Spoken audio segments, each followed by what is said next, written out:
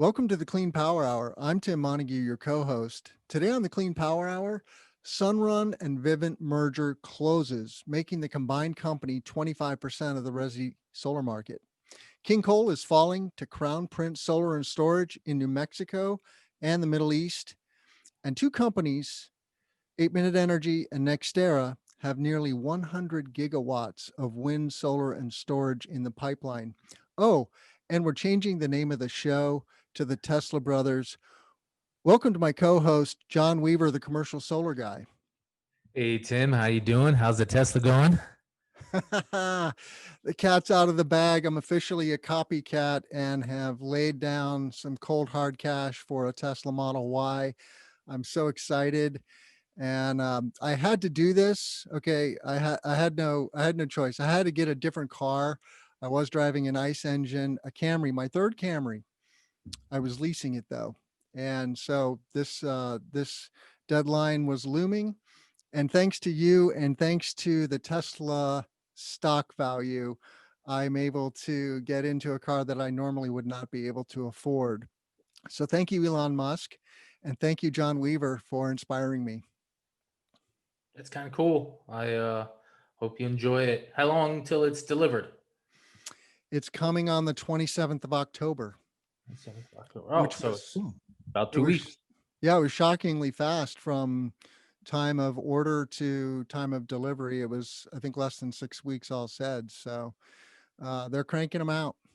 Yep. And that was a joke about the name of the show. It is still the Clean Power Hour, but we are the Tesla Brothers, John. I do call you my brother from another mother. We're different, but we bring some nice differences and likes to the show. So I really appreciate you diving into the clean energy news with me. Speaking of the clean energy news, let's get into it. Nope. So, the king of electricity, solar outshines other power sources.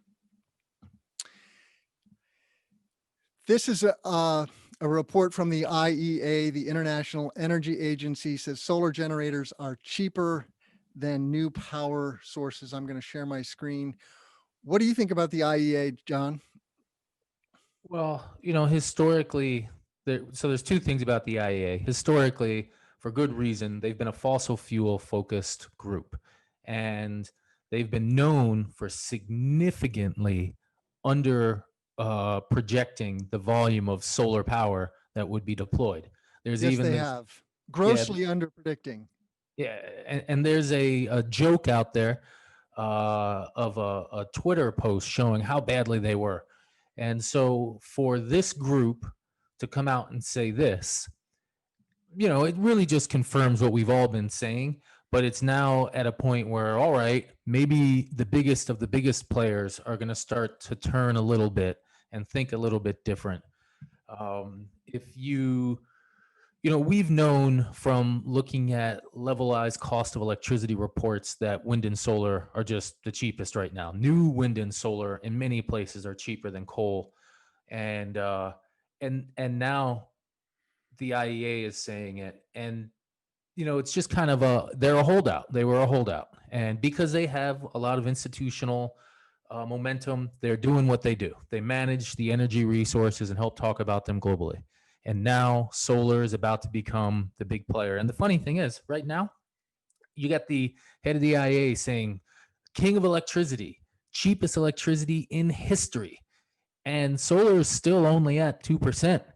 So there's a big looming wave. And there was one neat line in the report. They said solar deployment is going to set a record every year for the next 20 years. So that means growth. That means be competent, fit your niche in this industry.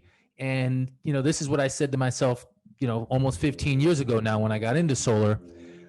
Just be competent and you'll be pulled upward in the growth of the industry, because they'll need people who've been learning, who've got experience, who've put things down, who've dealt with adversity. And maybe you get called by Goldman Sachs or get called by some giant company and say, hey, we need your expertise as a subunit. We're going to buy your company or whatever it is. So, this is coming hard, and expect prices to fall further, expect innovation to continue, expect, there's going to be 25 years of solar power coming at you every day, forever. So, young professionals, career changers, listen to that.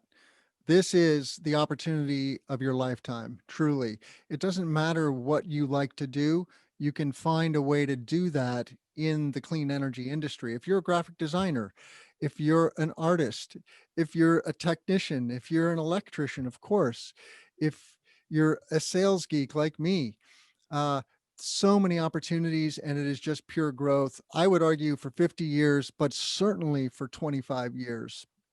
There's a sister story, though, to this uh, that is related only because of this kind of the scale of it, and that is that in New Mexico, and this is a PV Magazine story, they are busy making plans to replace some truly ginormous coal-fired power stations. The San Juan coal-fired station, 847 megawatts of capacity, and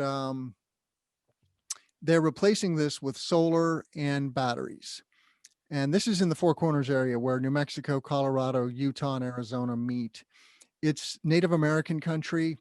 It's mining country. They mine uranium and coal in this part of the world. And for years and years, these plants have been a major source of employment, but also a major source of environmental ills for the residents of that area. Okay, coal produces horrible pollution up the smokestack, in addition to creating climate change. But just the pollution is truly horrible, and asthma is rampant among the Navajo, for example. And then there's the legacy of mining in that area, the tailings, which is what's left over after you dig a ginormous hole in the ground from the coal and uranium mining, is also a huge problem. And the uranium mining is probably isn't going away. But anyway, this, I just love to see this story. You know, my dad was fighting these coal plants back in the 70s, and he actually approached the Navajo Nation with a physicist colleague of his from the University of New Mexico and said, "Hey, you guys should look at solar. There's a real opportunity here." And that fell on deaf ears at the time, unfortunately. But so it's always good to see these transitions happening. I like to say the energy transition is now. And by the way, John, sorry to talk so much, but we have a Solar 500 challenge going on the channel that I need our listeners to know. And please go to cesnrg.com/videos or /podcast and hit that red subscribe button. We're trying to grow the YouTube channel to 500 subscribers by November 15th. So I need 15 people every day for the next month to do this. So please go to cesnrg.com/videos. With that, we can move Well, on. before we move on, though, Yeah. I want to talk about that New Mexico stuff. So first off, the projects that are replacing this power station, there's four of them. They're pretty big, 650 megawatts AC of solar power, and on the DC side, maybe it's 800, 900 megawatts. So we're talking almost a gig of solar, and then 1.2 gigawatt hours of energy storage capacity in front of 300 megs of power. So, a standard 4-hour, 300 megawatt battery. And it's pretty, four projects coming together, distributed to replace one big coal plant. That's pretty sweet. We probably need a little more solar to match the higher capacity factor coal plants. But if this coal plant was only running at a 50% capacity factor already, which is what much of the nation, 50, 60, some even under 50 now, then it's easy to replace it with this solar.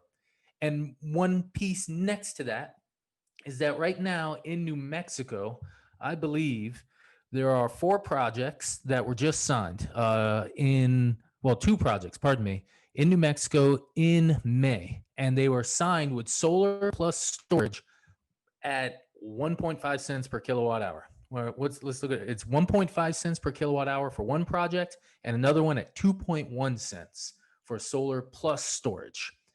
And this is New Mexico. Great sunlight in certain areas of the state. As you move north and to the eastern portion of the state, closer to Texas, gets a little bit lesser sunny. But in the southwest and in the west, closer to that four corners, definitely in the southwest, it gets really nice and sunny. And so New Mexico is seeing record pricing. It's a state that is pushing toward like 100% renewable. And there's some complexities. The legislature is pushing back. The power companies are pushing back. And so it's cool to see this type of volume coming in. And there's going to be a lot of projects built in New Mexico. That state's going to go 100% solar plus storage. And I know this couple, super smart couple, guy that works for the military, and his wife's a real estate agent, and they're trying their hardest to get some solar projects down there, trying to develop, because they want to get in on this boom that's going to happen over the next 20 years. I mean, there's a lot of coal plants that are going to shut down in the Southwest, and the western part of the country is not going to have any coal pretty soon. There's just going to be no coal west of the Rockies, and it's happening. So pretty cool story on a couple levels. Absolutely. Wonderful story. And speaking of large scale solar and storage, you have a great article on your blog. Going to share my screen. Go to the commercialsolarguy.com, click on the news channel or the news tab. Two companies with nearly 100 gigawatts of wind, solar, and storage in the pipeline by John Weaver. Tell us about the story, John.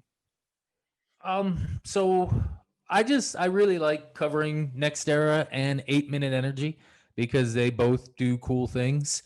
Nextera is just always doing great projects. They have amazing quarterly presentations because they're a publicly traded company. They have huge amounts of wind and solar and storage. And, fundamentally, they're still a fossil fuel electric utility. They're based on the back of an 75% gas powered state of Florida. And they've expanded outward into significant volumes of wind and solar, but still most of their money is fossils. However, they're still cool to cover because they're doing things. They're building a giant hydrogen plant. They have a great presentation once a year for investors where they go into much deeper details.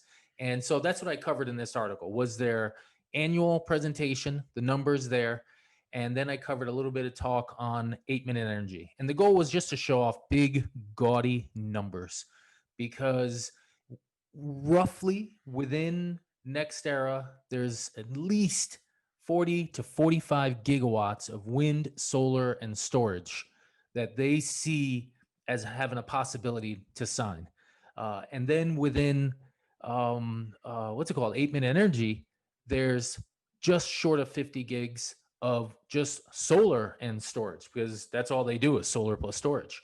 And these two companies, those two volumes, 100 gigs, is roughly about one half of the total amount of wind and solar installed in the United States as of now. So we're a little bit above 200 gigs of wind plus solar across the whole US by the end of this year. Maybe 220, 210, something like that. And these two companies, and a lot of it's not going to get built, but these two companies have 100 gigs.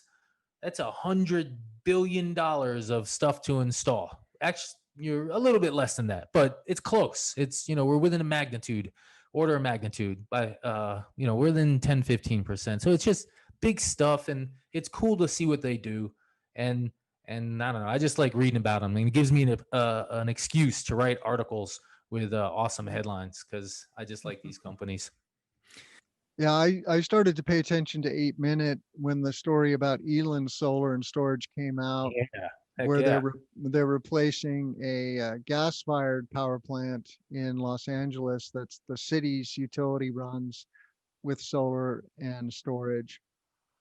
That was last year. That was big headline last year, and 8 Minute, they go large, man. They go after it. And then Nextera, they're a very interesting developer.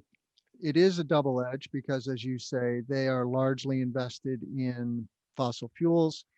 They own Florida Power and Light.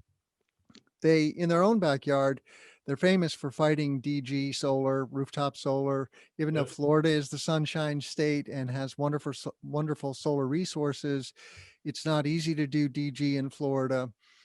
But meanwhile, they're running around developing all kinds of DG in other places like Illinois.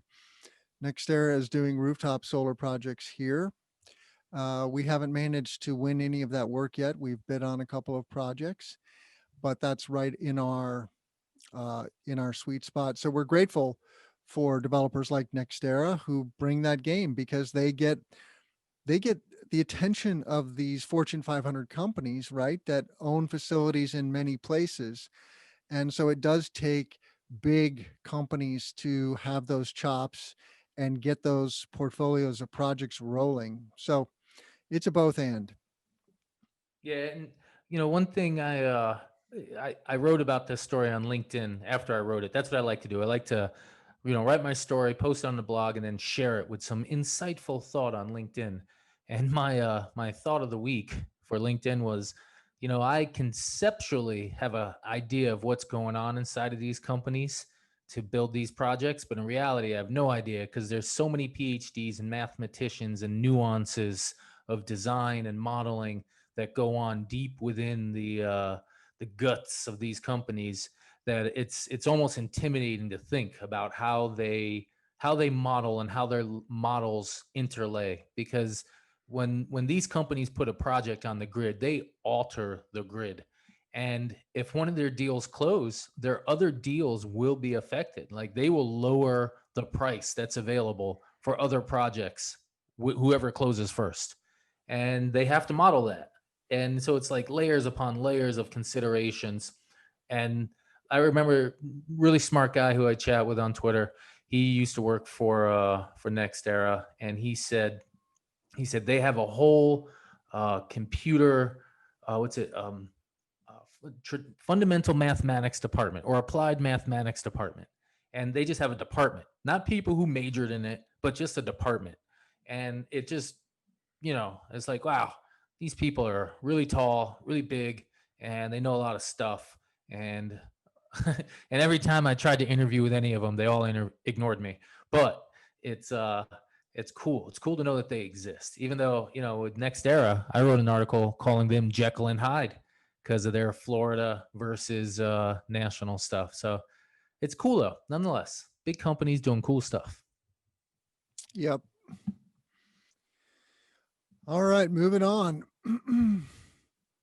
Next to sun vertical solar racking with bifacial. You should share that picture first. Share the tweet, because I think it's real important that people get a feel for what this product is visually. And this is another opportunity for agrivoltaic. And in farmers, it really seems like this could be something interesting. Bifacial panels. Yeah. So, you got to just click on that image. Let's see it a little bit bigger. And then look off to the left.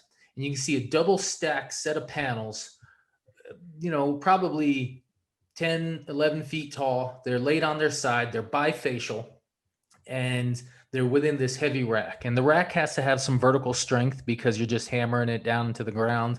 And you have windmills, pretty much 6 foot by 3 foot wind catchers there. But in between it, you got open land, completely open land. Yep. And yeah, those solar panels won't produce as efficiently, but I don't know if we care about that as much as we did, say, 10 years ago when solar panels were $4 a watt for the panel, whereas now they're 20 cents a watt direct from manufacturer for a shipping container or 5. And efficiency's okay. And if we can make the land use argument, which really is already dead, but if we can just make it go away one quick way further, it just helps. And so I just kind of like this product. You can run your fields all the same, and in between these rows of solar panels, you make your row wide enough so that your hardware can drive it, and you manage your fields, and you get 90% of your land to use for farming and 10% for solar.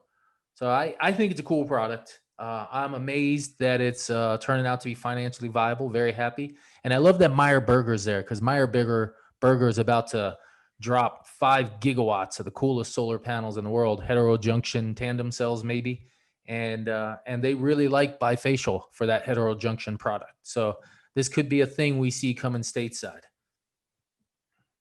Fascinating that that kind of an installation pencils, and because instinct would tell us, oh, you're going to get maybe what 20% out of a vertical panel of what you would get from a 30-degree, or I don't know what the standard in Germany is, but probably 30 degrees or more It depends how performance. north you are, though. It depends how far north. Yep. And Germany is like Canada, though, bro. yeah, exactly. So farther north is better. Also, Well, that's true. So that means vertical gets more traction. yeah. And where I even in Massachusetts right now, we're at like 41 degrees, 40 degrees. So hypothetically, we're almost at 50% to vertical as a good angle. Um, so it's plus there's going to be light that bounces off the ground. And I actually read about these guys, and they said they're still learning how to use bifacial, and when it snows, it can cause inverters to miss out on a lot of electricity because of clipping, because it's designed for this lower efficiency. Yeah. And they had to put bigger inverters on the sites because they were missing out on too much during the wintertime. So I think there's definitely something here. I don't know the numbers. I don't know the cost. I mean, the cost to install must be cheaper, and the land lease rates must be cheaper. So it's pretty interesting. And plus it gets the public approving of something in a much different manner. This land use thing, we really got to let loose of it a little bit.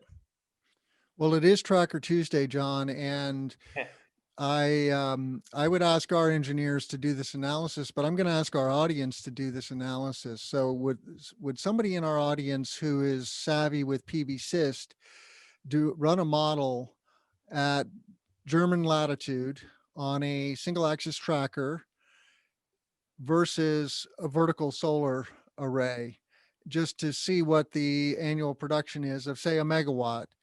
And I would love to see those numbers, because the bifacial is the key, and PVSYST is the only tool, really the only robust tool for modeling bifacial, although you can now model bifacial in helioscope, which is wonderful. How does it work? So how does it work in helioscope? Yeah, because I did it once and I didn't get too much extra Yeah, production. so when you if you set it up correctly, you'll see that the insulation, the kWh per kWp, goes from, say, in Illinois we have 1300 to 1400 depending on where you are, of kWh per kWp. That's called insulation on fixed ground mount. If you change that to tracker, you're getting 1500 plus kWh per kWp. So it's a behind the scenes, but but yeah, you'll see that the tracker will give you that bump in insulation, and that's the bottom line. You're getting more kWh per square foot of solar array. So yeah, I don't know how robust the helioscope model is compared to PV-Syst. Everybody now, the other thing here is bifacial, and helioscope will not model bifacial to my knowledge. They will model monofacial. That's actually what I was meaning, because we've done trackers. We haven't done a bifacial tracker in helioscope that's worked well yet. So Yeah. hey, so by the way, while we were chatting, I did a quick helioscope of an 89-degree system in Havel, Brandenburg, Germany. Which the reason I was able to do it so quickly is because I wrote an article on Oxford PV, and they have a factory here. So I jumped to their profile, and I'm about to tell you the performance ratio, the kWh kWp of a 250 kW project that's at 89 degrees and spaced out by 20 feet. So shouldn't be still a huge amount of shading loss at 20 feet. But the kWh over kWp is 660. So it's pretty low versus 1.5. But in Germany, I bet you a single axis tracker is probably 1.3. So it's probably a half. But I bet you I could refine the shading a little and tighten it. So there, but that gives you a rough value, a half. You're going to produce a half, maybe even maybe a tiny bit more if you can refine it. But it's going to be tight, and that 250 is spread out over like a huge amount of space. So I mean, it's really, a square that's 240 by 340. So if it wasn't so spaced out, it could be like 5 megs. So it's it's a not trivial amount of electricity loss that's going to go on there. But there you go. Yeah. So being that it is Tracker Tuesday, which is a segment that we're going to bring you periodically here on the Clean Power Hour, I wanted to just show off some photos that I took at one of our projects and then one of Innovatus's projects. This is Speedway Solar near Joliet. And there's Dylan, who owns a pile driving company. So he's been busy pounding lots of steel into the ground. This is just steel pylons in the ground, and then you're mounting steel and glass on top of it. So it's very light on the land. And there's the farmstead that is leasing the land to Summit Ridge Energy. This is a Summit Ridge project. Summit Ridge controls something like 40% of the community solar market now in Illinois. And you see the slew drives here on the ground. I don't know what the inside of a slew drive is. I don't know how that works, but it makes this torque tube, this rectangular tube that you see running north-south, rotate from east to west. And it will rotate to the east in the morning and then follow the sun for the duration of the day. And that's how you get more energy out of a tracker, which is why trackers have now come to the entire country en masse. We still have fixed ground mount happening. We have a Summit Ridge project that is fixed ground mount in South Central Illinois. And so it's definitely a thing. It just totally depends on the site conditions. These piles are about 18 feet long. So they're going, 13 feet into the ground. They're going to stick up 5 feet, depending on the lay of the land, the terrain, so forth. And what we're looking at is Solar Flex Rack. That is the racking product that we're using on the Summit Ridge portfolio. I think it reminds me, you're old enough to remember drive-in theaters, John. This was this is what it brings to memory for me is sitting in a drive-in theater, these posts. But That can be pollinator friendly or anything neat like that, or is it going to leave it dirt?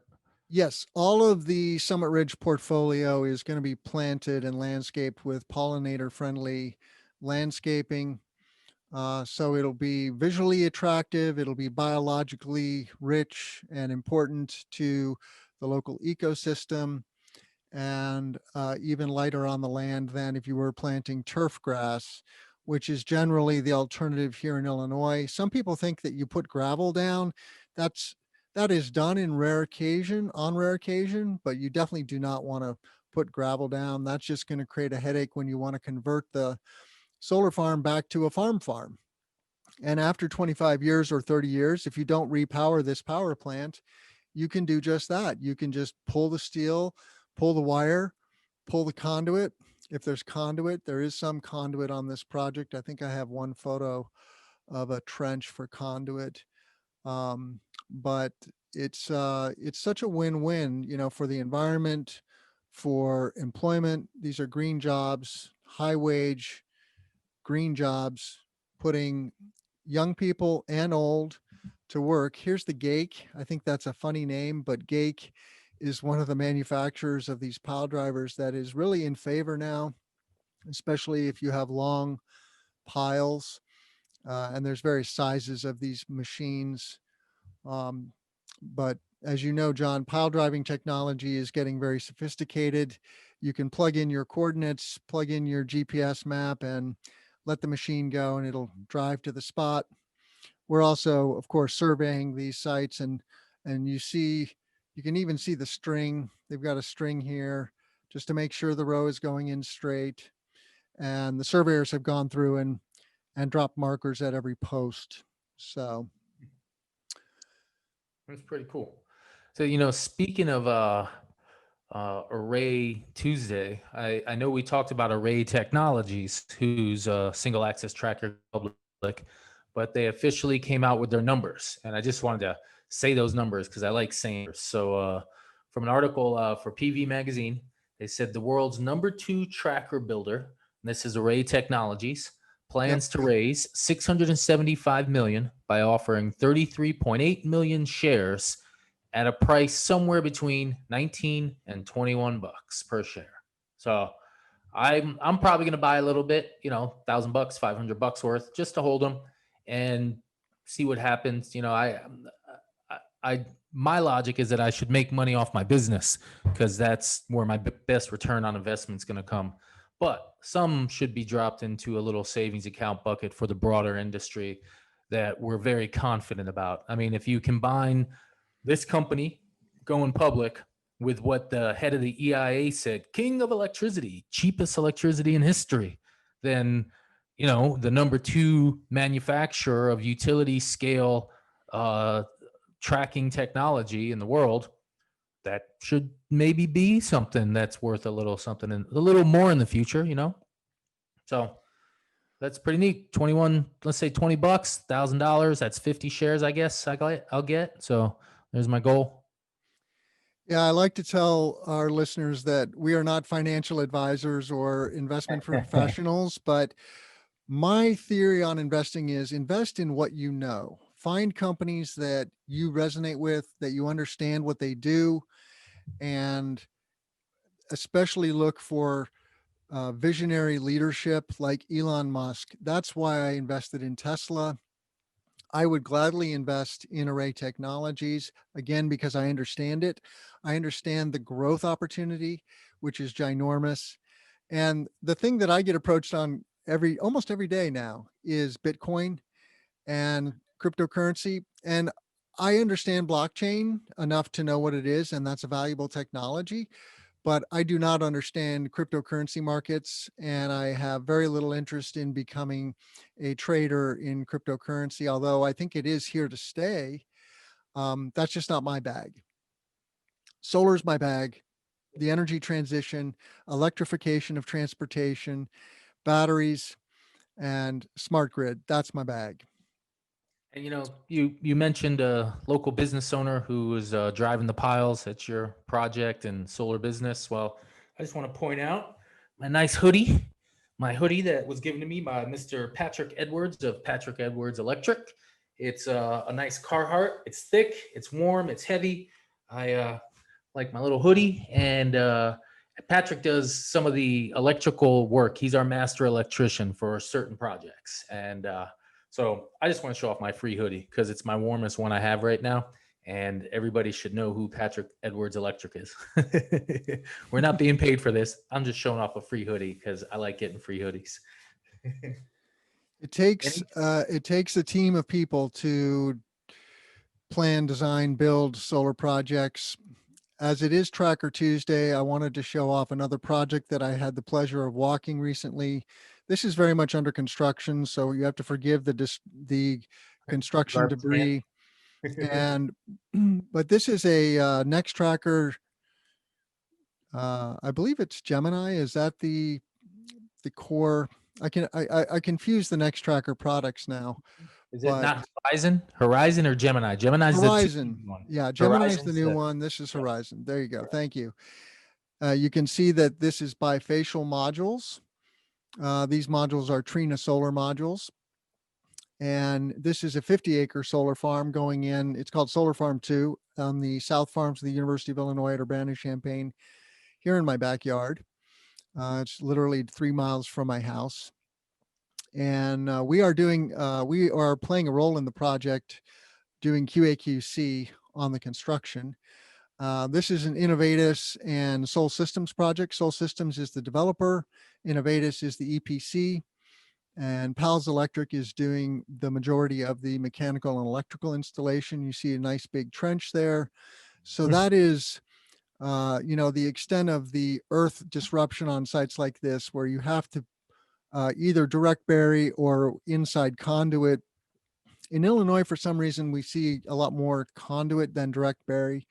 But anyway, this is a 12 megawatt project that I think the U of I is gunning for 10% of their energy from wind and solar when this project is completed. So this is the second major solar project. They have a 5 megawatt, 20-acre project just to the north of this project. And this is also going to be pollinator friendly and beautiful project. Great to see large scale solar coming to Illinois. And, I've now visited projects with Nextracker, the Nextracker Gemini, which is the 2 in portrait, the Array Technologies, and now the Solar Flex Rack. And they're all quite different, but all feel very easy to install and robust. I mean, we're now getting our hands on the Solar Flex Rack truly, and learning how easy it is to install. Ease of installation is a factor, but ultimately it's about durability, right? Because this is out there, it has to resist very high wind storms and not break apart or not let the modules fall off. And so it's good stuff. Pretty neat that you keep installing such large systems. I've never actually installed a tracker. Most of my work is rooftop, behind the meter, standard fixed racking. We do a few smaller systems on the ground. So at some point, and we do have in our pipeline these larger single axis tracker systems, but haven't built any of them yet. So one of these days I will. Looking forward to it. And I will let our listeners know that we have an interview coming up sometime in the next month or so, that with facilities and services at the University of Illinois and Sol Systems, where we talk about this project. So there'll be more coming out on the Solar Podcast about this project. So there is a story in our feed here about photovoltaics. I like floating. I like floating solar. It's moving slowly. It gets neat headlines. I do like it. Right now, we're exploring how far it can go.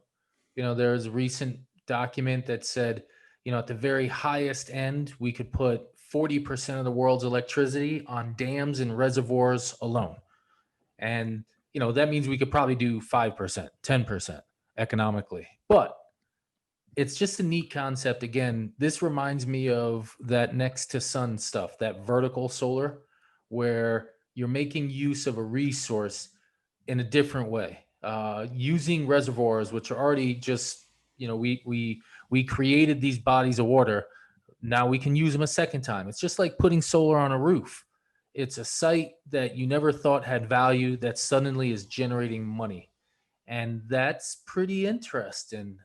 We see with this article that you're sharing, the PV Magazine article that I can see you're looking at is, they're talking about floating, getting to the point where pricing is similar to standard solar. And if that happens, that's good. That just gives another opportunity for floating solar to get out there. And so we combine these things. And then, one of these articles that are out there is that there's a Norwegian company. They're filing an IPO. So, hey, more opportunities to invest, folks. I think it's, a European investment. But they're building ocean floating solar. Now, their solar floats in less than truly wide open ocean. I think they're in like protected ocean, maybe bays or something. I'm not sure exactly. But we're pushing out into the ocean. So I'm trying to imagine one day where we've got a giant fleet of floating wind, and then among it we have floating solar, doubling up on the infrastructure and complementary generating electricity along those power lines. And now I can see you got the hydro up on the screen, and 40% of the world's electricity could hypothetically, at the highest end, come from floating on reservoirs. Yeah, exactly. Here's a nice graphic showing how floating solar can be put on the reservoir behind a dam, and then you could And combine that with yeah, the wind and infrastructure's there. storage, and away you go. I did want to comment on the ocean-based floating solar. The Japanese have gone into ocean-based floating solar. There's some amazing photos and videos of solar arrays that have been impacted by hurricanes and caught fire post storm. That So was an not, ocean one though. That was like about a year and a half ago. I think that was inland on a lake or something. oh, was it? Yeah, I'm pretty certain it was. It was pretty sweet looking. I just assumed that was the ocean because Japan is an island nation, but yeah, photovoltaics is here to stay. It's getting a lot more traction just in the last 2 months, John. The number of stories that are coming out from Tier and Seal. I know I'm saying that wrong, and I'm going to have them on the podcast. I have a pre-show call this week with them. So looking forward to diving into photovoltaics. I was developing a photovoltaics project here in Illinois, and then I started to get into the nitty gritties of the pricing, and I kind of put that on hold, but we'll see. It is still a potential for this project. There's a large man-made lake that could have many megawatts of photovoltaics on it. And then, of course, it's surrounded by farmland because we're here in central Illinois, and that's 95% of the landscape. So, but great to see FPV, as we call it, getting traction. So check that out. All right, John. We've got a couple more stories. I don't know if we're going to get to them all, but We got to cover three of them. We got three that we really got to cover. Very important. Let's cover this 18 megawatt rooftop system first. okay, you start talking. I don't know if I see that. Oh yeah, there's the link. Yeah, so check out those Twitter Oh images. yeah, the Audi factory, of course. Yeah, this is a good one. Well, so this is so the one that I took pictures of is actually it's the largest rooftop in the country right now, or in the world, and it's 18 megawatts. It's actually not the Audi factory. It's right above. It's nearby the Audi factory though, sorta.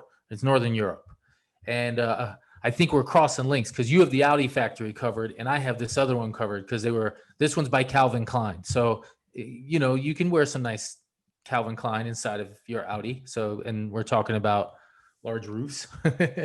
Are you um, referring to a Twitter link, or what the, link are you referring the to? Twitter link right there. Yeah. So that right there are pictures from it. You can scroll up and see the main press release put out because there's three images, but these are pictures from the video of an 18 megawatt rooftop system that just came out. And it's actually bigger than that Audi system that was 12 megawatts. And you know, if you go through the Twitter feed right there, you can see, oh, and that particular image right there, I really liked. So on the right side, these big white boxes, those look like combiners. And on the back side of it, it looks like those are the inverters. And then they have this little metal covering thing just to protect the units from temperature. And Right. so the way they built this giant roof, I really liked it. There's like 20 subsections, and each little subsection is east-west modules. So they cared more about getting more electricity from the roof versus a greater efficiency. Again, we're seeing a theme. Next to Sun did the same thing. They have product that's going north and south. And, you know, there's a great video here in the press release and everything. Beautiful structure inside. And, you know, they got great sound effects. So, you know, turn up the music later. But I just really like the system, what they have here. I mean, look at that. Look at the size of that thing. Jeez. And each one of the subsections is the size of a football field or a soccer pitch, pardon me. And it's just a big, giant solar system aiming for more generation, cheaper modules, more electricity. And and it's just cool. I mean, when you zoom up on this, just the size of this system, each one of those little sub chunks, there's like 40 or 50 of them, and they're like a half a meg each. And it's just, the scale of it is just beautiful. 11 hectares. That's like a few hundred acres. Like, well, not a few hundred, 40 acres, 40 acres of rooftop. Ah, just neat, really neat. And so that right now is hypothetically the largest rooftop in the world. So there you That go. is awesome. I love that video. Yep. Yep. I'm glad I finally found it. There you go. There you go. So Oh man, that is just awesome. I can't believe how beautiful that is.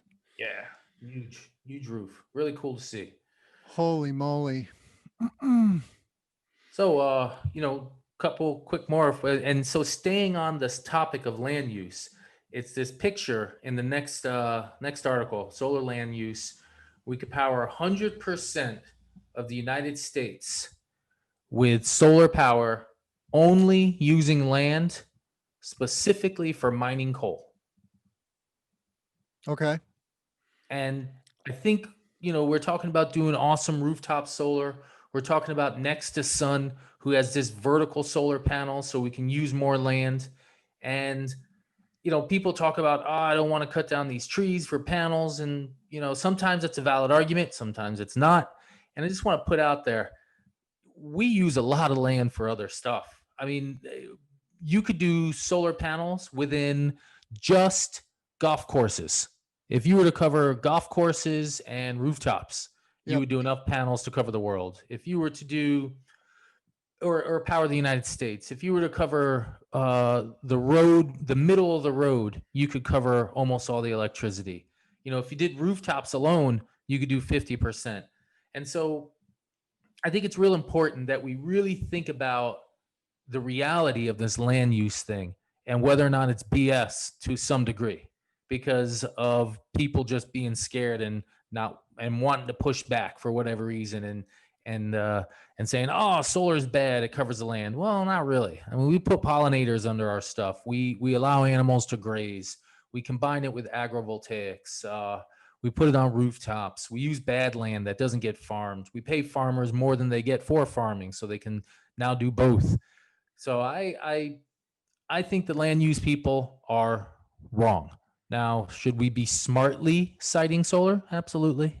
But don't talk to me about can't do it because that is wrong. We got enough. We got plenty of land, lots of land. So that's why I wanted you to see that link. Yep. That's a theme that I touch on periodically on the podcast, on the solar podcast, and here on the Clean Power Hour. We use 40% of our land, for example, for growing livestock. That's And cool. that is just such a huge carbon footprint, land footprint. And we need to figure out how to grow our food with less land. And meanwhile, take 2% of the land area of the United States and put it into solar so that we can have a clean grid and a sustainable future. So, did you want to do this structural battery story, or what's the Of next story? course. That's our last story of the day, unfortunately. Especially now that you're a Tesla Y owner. Now I can talk to you about Tesla Y stuff. So first off, structural batteries. Tesla talked about structural batteries at their battery day. And me personally, I'm very, very enamored with the concept of it. I've in fact been saying it before it was cool that we're going to fill up our airplane wings with batteries and our structure and the body with batteries, and we're going to distribute them somehow. And then Elon goes and puts it on stage like some sort of genius guy. And I think we're going to have giant 747s just full of batteries that make up the wings and the fuselage.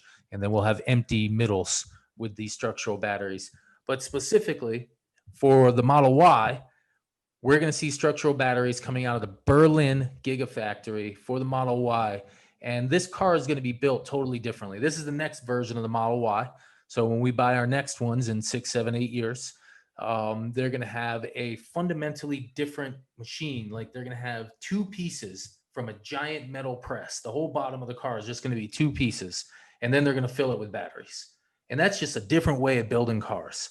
And I think it's kind of neat that we're going to see structural batteries coming out of a regular car that hundreds of thousands of people are going to own.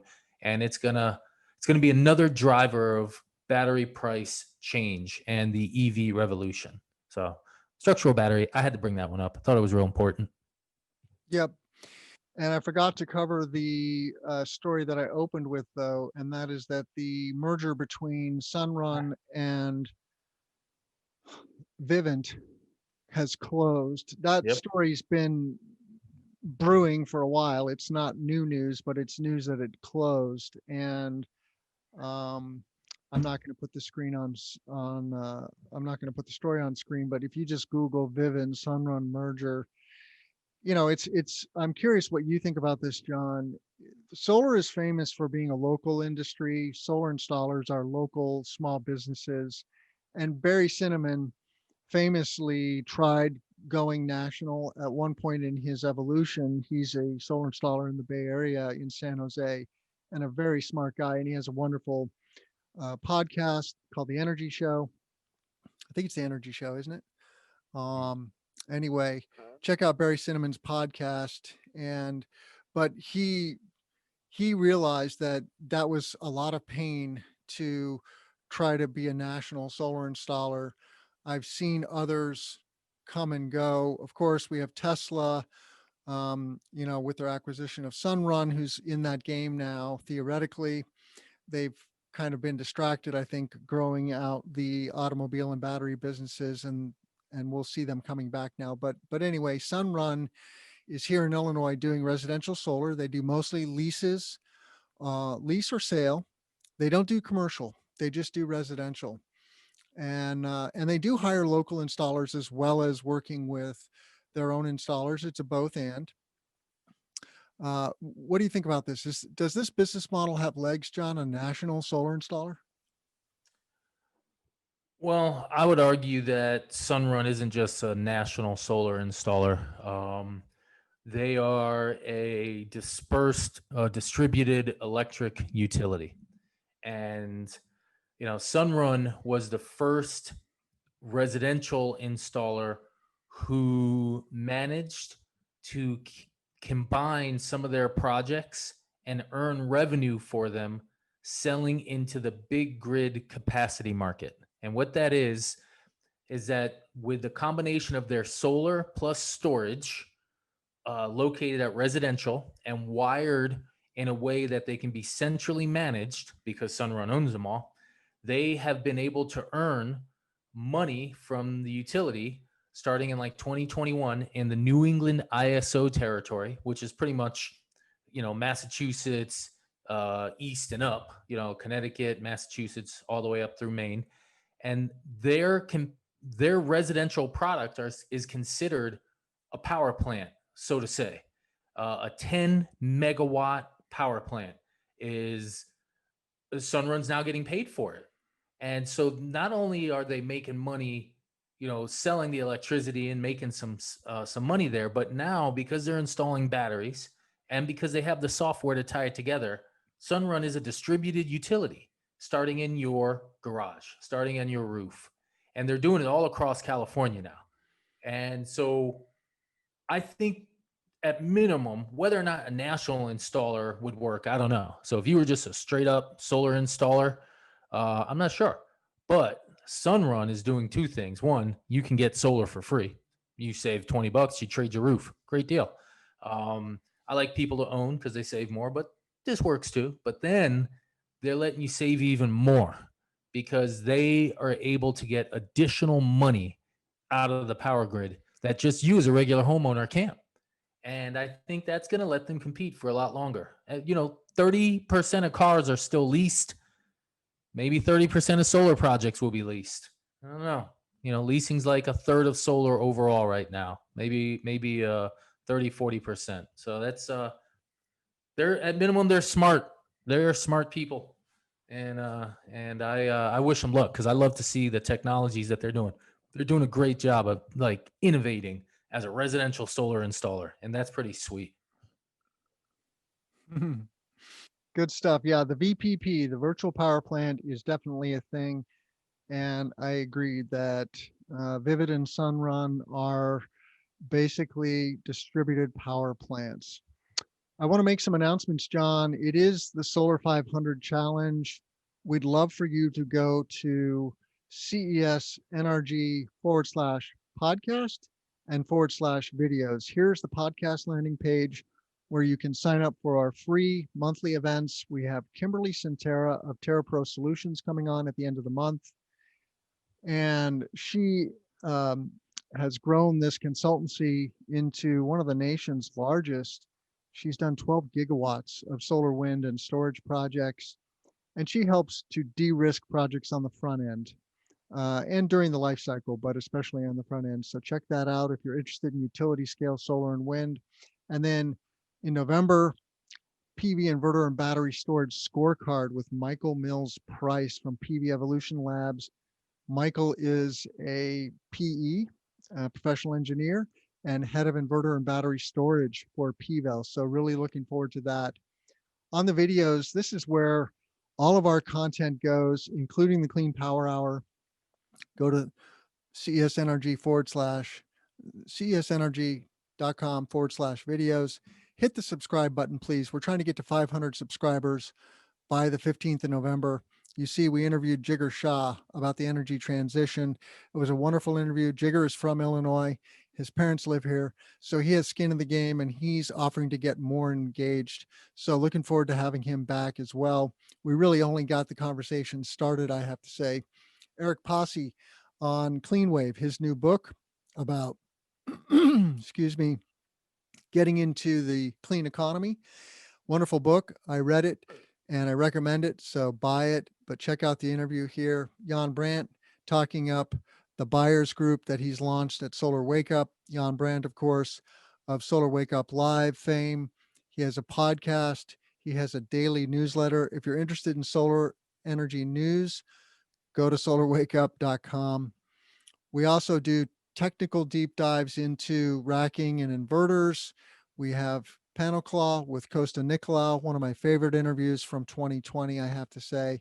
And then Eric Every and Jonathan Helmuth from Yaskawa Selectria, who makes 1500 volt inverters right here in Buffalo Grove in the Chicago suburbs, talking about DC coupled storage, which is a very hot topic. You can save energy by doing DC coupled storage, right? The solar is producing DC and you pipe that right into your battery system.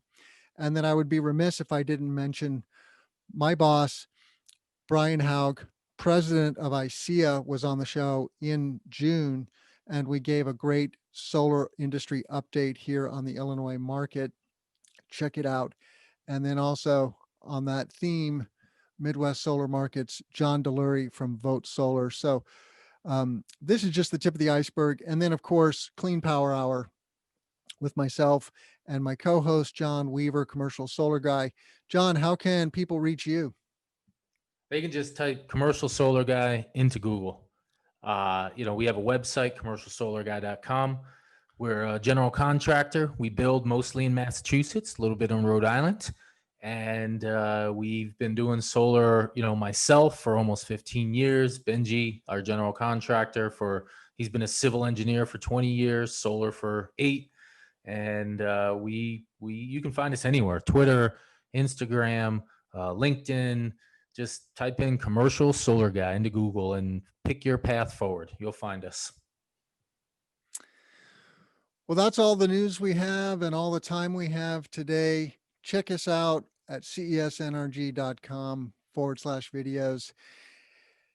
Let's grow solar. I'm Tim Montague, your co-host. Have a great day, John. Bye-bye.